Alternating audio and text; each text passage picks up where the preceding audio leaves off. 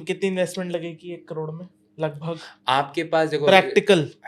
Investment, देखो इसमें ना रोटेशन आपके पास जब आने लग जाए, अगर आपको लगता है कि रोटेशन केप्ट असाइड,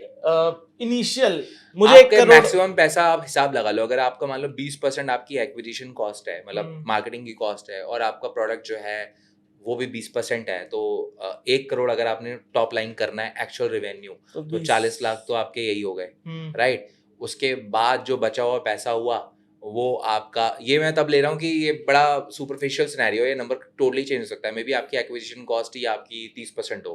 आपको वो नंबर रन करना पड़ेगा, बट और उसके अलावा आपका शिपिंग की कॉस्ट आ गई, लेट्स सपोज आपकी शिपिंग की कॉस्ट हर यूनिट के ऊपर 10% आती है, 100 रुपये आप पे करते हो, तो अगेन 10% वहाँ चला गया, तो 50% आपकी यहाँ कॉस्ट में चला गया, बाकी 50% पर ये सब रोटेशन ड्रिवन है। हाँ, मतलब आपको डे 1 पे 50 लाख रुपए नहीं चाहिए। आई डोंट बिलीव, आप बहुत लीन तरीके से, जैसे मैंने बोला ना, आप 20-25 हज़ार रुपये से शुरू करो अपना, आप नंबर्स रन करो, जब पूरी साइकिल कंप्लीट हो जाती है 15 से 20 दिन में, 25 दिन में आपके पूरे ऑर्डर्स की, तो देखो कि कितना पैसा आया, उसमें से आप री इन्वेस्ट करोगे उस पैसे को और उससे आगे बढ़ोगे। एंड आप आई हैव सीन पीपल जो शायद बहुत छोटी अमाउंट से 50,000 1 लाख रुपए से जिन्होंने शुरू किया, मतलब मैं उनकी क्या एग्जांपल दे रहा हूँ, मैं अपनी बात भी करूँ, जब हमने जितनी बार भी शुरू किया है, कभी भी ग्राउंड लेवल से कुछ शुरू करते हैं,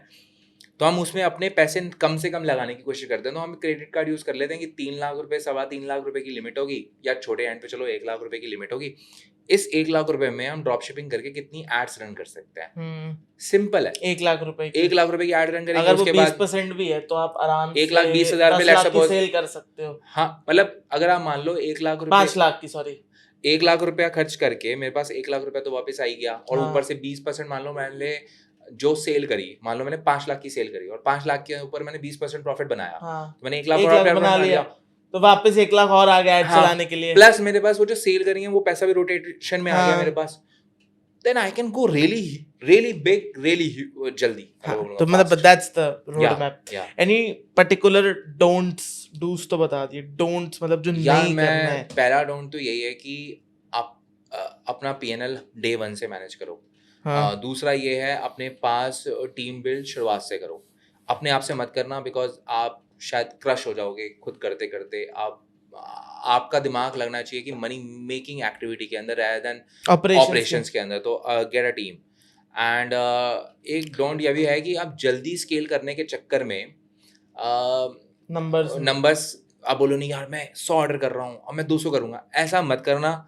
बिकॉज रूल आपने पहले बताया। हाँ, क्योंकि अगर आपने पहले ही आपको, क्योंकि इंडिया में अगर आपके 100 ऑर्डर आ रहे हैं वो एक्चुअली आपके 100 ऑर्डर नहीं है, क्योंकि उनमें से ऐसा हो सकता है कि सिर्फ 50% ऑर्डर ही डिलीवर हो, और आपने स्केल कर दिया और आपने अपनी यूनिट इकोनॉमिक्स पे काम ही नहीं किया था, आपको मालूम ही नहीं है कि क्या नफा या क्या नुकसान होना है। आप ऑर्डर्स दिखाने में आप बहुत ज़्यादा कर लोगे, आप मे बी आप 1000 ऑर्डर कर लो और एक्चुअल में डिलीवरी 500 ऑर्डर की आई, और आपने इसके लिए तैयारी नहीं करी थी, और आपके पास you end up losing money making